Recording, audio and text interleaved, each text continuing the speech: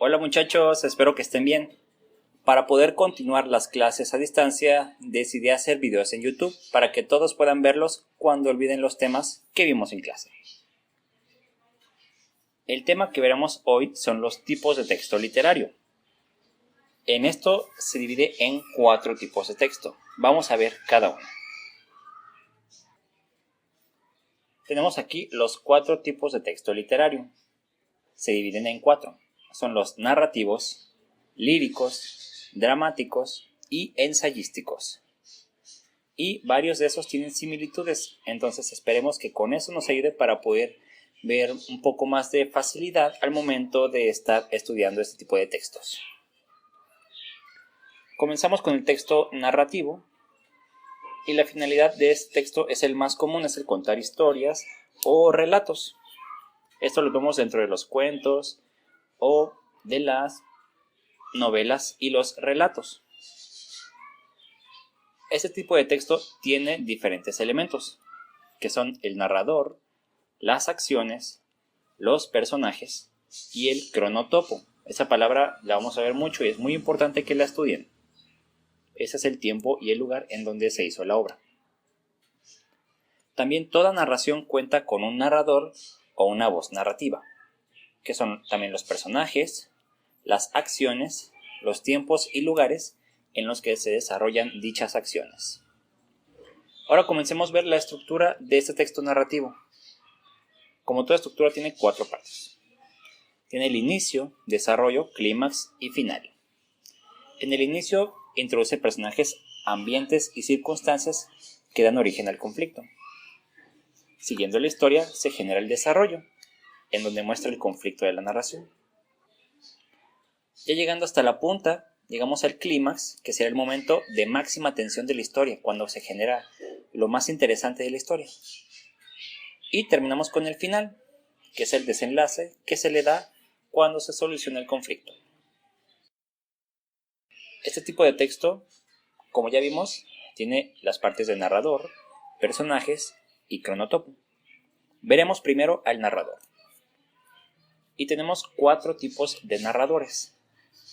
El primero es el narrador omnisciente. Ese narrador ve toda la historia como si estuviera afuera de ella. Como lo dice ahí, es omnisciente, entonces no necesariamente es un personaje dentro de la historia. Es una persona que conoce todos los detalles de todo lo que está sucediendo dentro de la novela, del cuento o de la historia que se esté contando. Y normalmente se le asocia como si fuera un dios, ya que conoce todos los detalles de todo. El siguiente narrador es el narrador protagonista. Ese se maneja en primera persona y habla el punto de vista del personaje principal de la historia, cómo vivió sus aventuras, lo que sintió, a lo que tuvo que atravesarse y todos esos retos que tuvo que haber pasado para poder llegar al final de su historia. También tenemos al narrador testigo, en donde la historia es narrada por una tercera persona.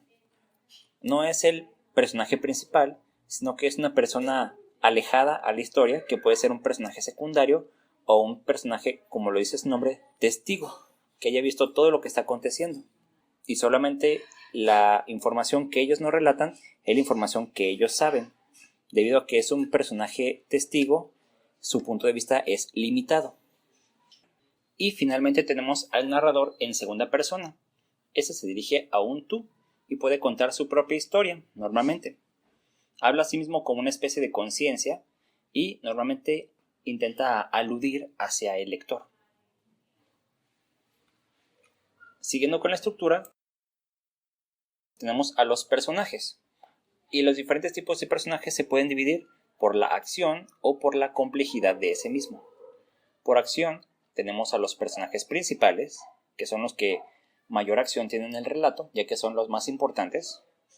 Luego los personajes secundarios, que esos tienen un grado de acción un poco menos a comparación del personaje principal.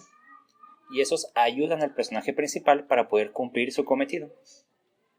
Y en tercera instancia tenemos a los incidentales. Son aquellos personajes que aparecen y pueden desaparecer. No son muy importantes en la trama, pero pueden ayudar al momento de darle progresión a la historia. Puede ser como ayudantes que solamente salen en un momento, o alguna ayuda que le pueda permitir el progreso de la historia.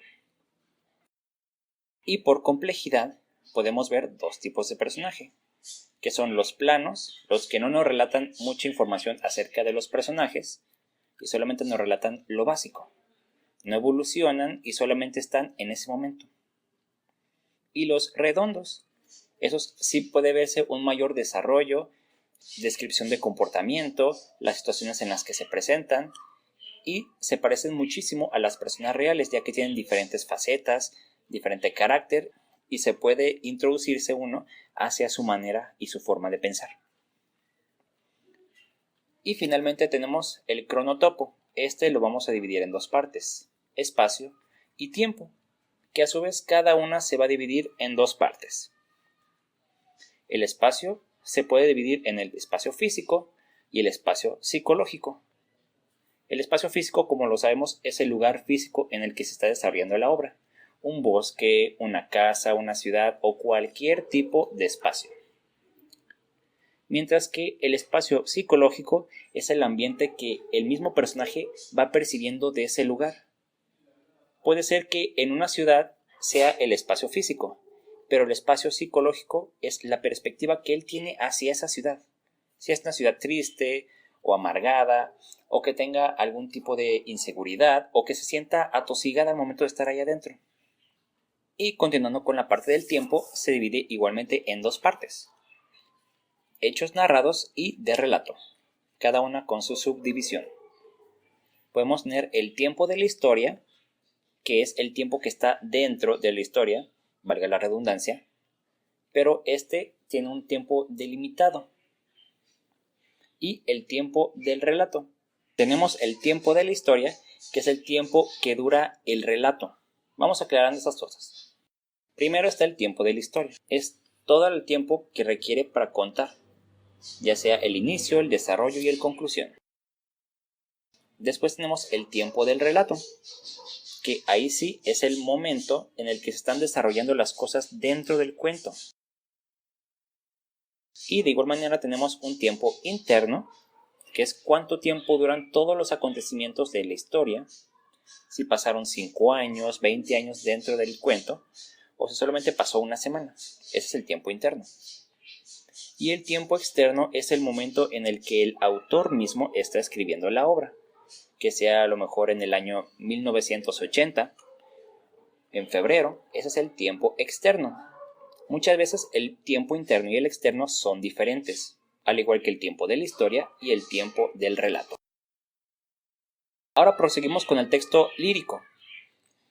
El texto lírico intenta representar historias, emociones, sentimientos, pensamientos y un sinfín de cosas mediante los ejemplos más claros, que son la poesía y las canciones. En este intenta jugar con las palabras para poder evocar emociones diferentes ante las personas y que pueda lograr su cometido: manifestar diferentes emociones del lector. Y la estructura del texto lírico normalmente juegan mucho con algo llamado figuras retóricas. Las figuras retóricas, de manera resumida, la función es el jugar con la estructura de las palabras, de su significado o de ambas. Y la principal que se presenta en este ejemplo es la sinestesia. La sinestesia es cuando le damos atributos de una cosa a otra. Por ejemplo, cuando decimos que los ojos son las ventanas del alma. Los ojos claramente no son ventanas, pero le estamos dando esa cualidad a los ojos para poder compararlos. Es la función de la sinestesia. Ahora, dentro de la estructura del texto lírico, vamos a ver dos partes, las cuales tienen un grado de contenido un poco alto, pero nos sirven para poder reconocer todas las diferencias entre los tipos de texto. Estas partes son la métrica y la rima. Comenzando con la métrica, esta vamos a trabajarla de manera macro a micro, o sea, de más grande a más chico. Y comenzaremos con poema, que es la construcción completa conformada por varias estrofas, y este es el producto final. Ahora viendo, una estrofa es un conjunto de versos, que puede ir formado de 2, 3, 4 versos, o de la manera en la que el autor lo requiera, ya que hay diferentes tipos de formas de estrofas. Finalmente tenemos un verso, que es la estructura más pequeña de un poema, y este se puede decir como una línea de escritura. Es solamente una línea. El conjunto de líneas se le genera una estrofa y el conjunto de estrofas un poema. Aquí igualmente también tenemos que tener conocimiento de sílabas, vocales fuertes y débiles, la sinalefa, diptongos e hiatos. Ahora, siguiendo de manera intensiva, hay dos tipos de vocales. Las vocales fuertes, que son cuando abres más la boca al momento de estar hablando, como la A, E y la O. Y las vocales débiles, que son cuando abres menos la boca, como la I y la U. Teniendo eso claro, vamos a ver. Ahora, cuando una vocal débil y una fuerte dentro de una palabra se juntan, se le llama ese efecto diptongo. Como por ejemplo la palabra cuerpo, siempre y paraguas. No se dice cuerpo, se dice cuerpo, debido a que una vocal débil y una vocal fuerte están juntos. Ahora, en caso contrario, si hay dos vocales fuertes y se encuentran juntas en una palabra, a eso se le llama hiato. Es una separación de palabras. Como por ejemplo la palabra caer, acreedor y caótico. Debido a que las dos son vocales fuertes, no se pueden juntar y se repelen, generando un hiato. Ahora, una sílaba es la separación por partes de una palabra, cuando intentamos segmentar una palabra para poder entender, como lo dice ahí, sus partes. Como el ejemplo de la palabra elefante, esa palabra tiene 4 sílabas.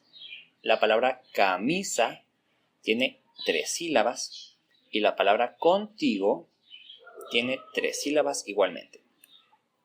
En la poesía es importante contar las sílabas de cada verso para poder ver su estructura, en especial en la rima.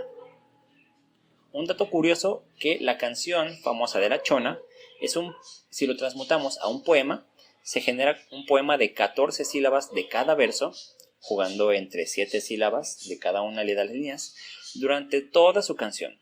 Por eso suena tan simétrica en toda la canción. Pueden investigarlo. Ahora, la sinalefa sucede cuando una palabra termina en vocal y la siguiente palabra inicia en vocal, y esas dos se dicen juntas.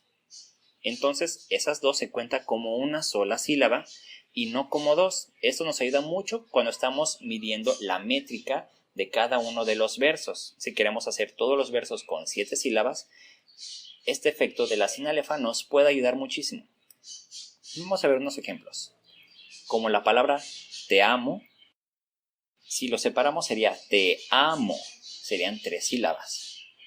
Pero con el efecto de la sinalefa serían 2 sílabas, sería te amo.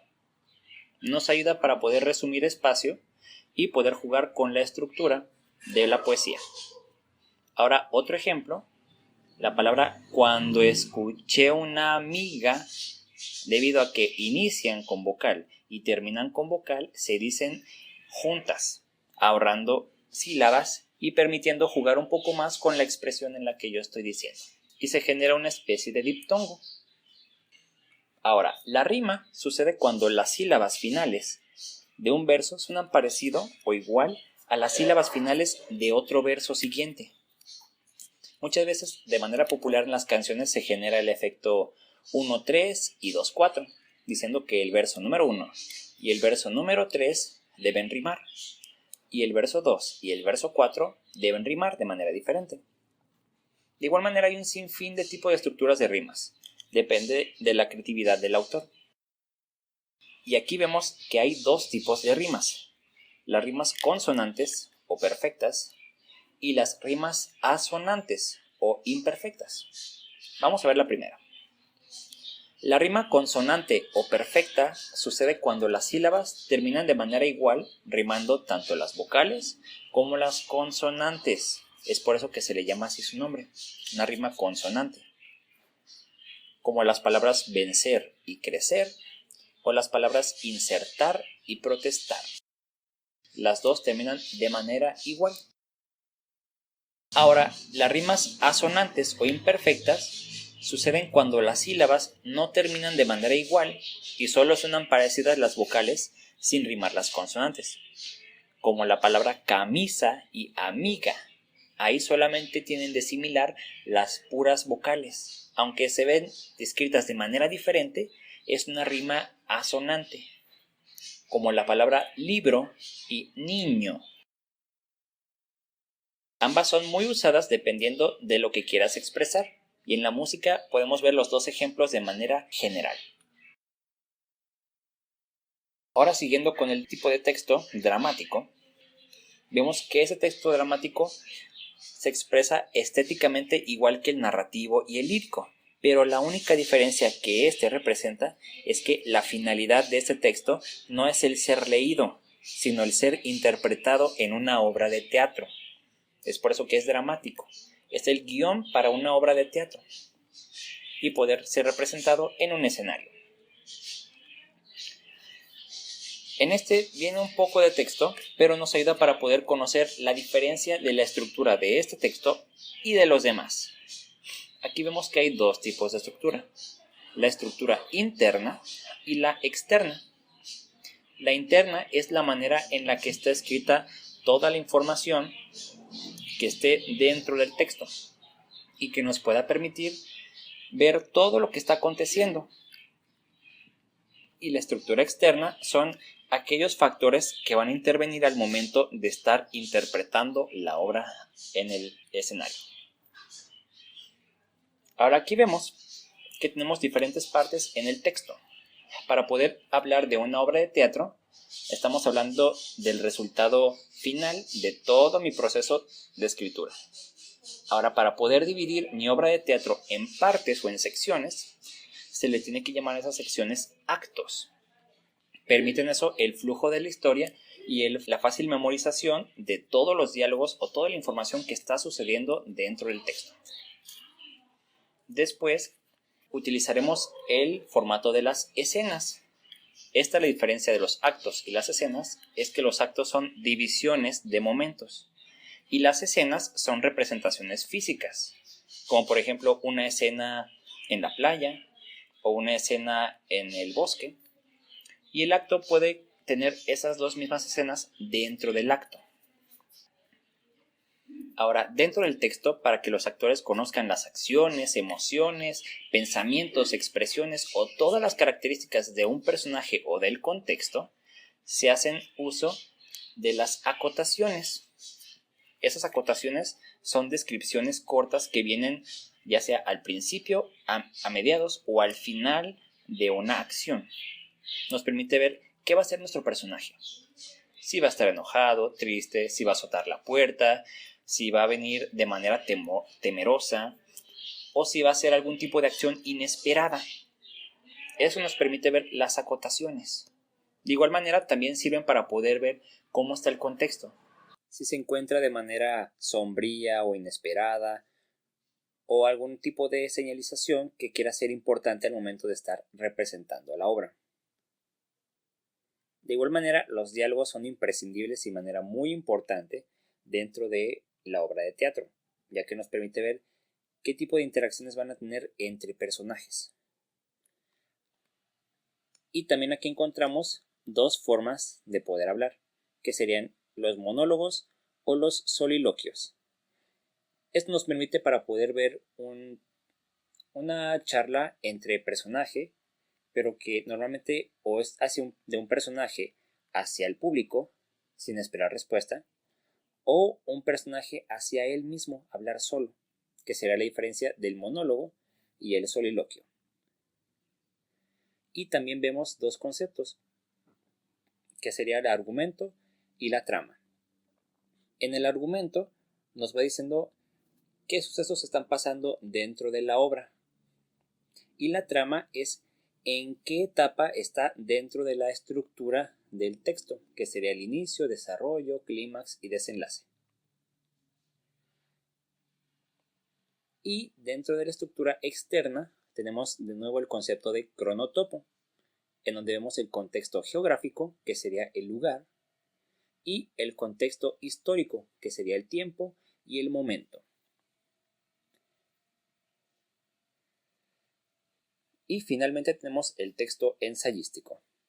Este es el de más grado académico y que tiene como finalidad el poder generar una reflexión que sea de parte del lector, evocando emociones, sentimientos o pensamientos hablando de un tema en concreto.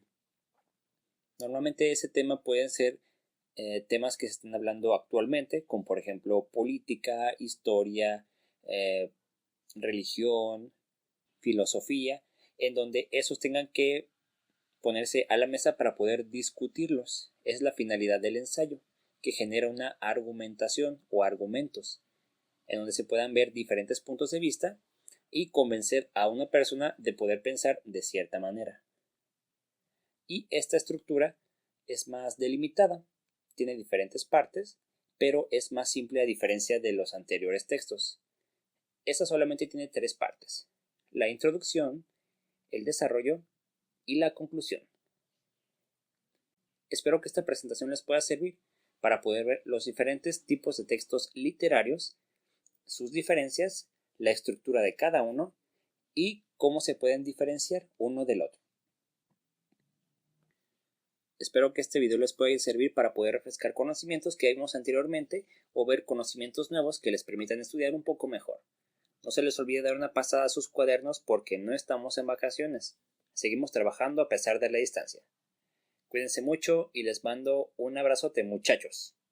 Chaito.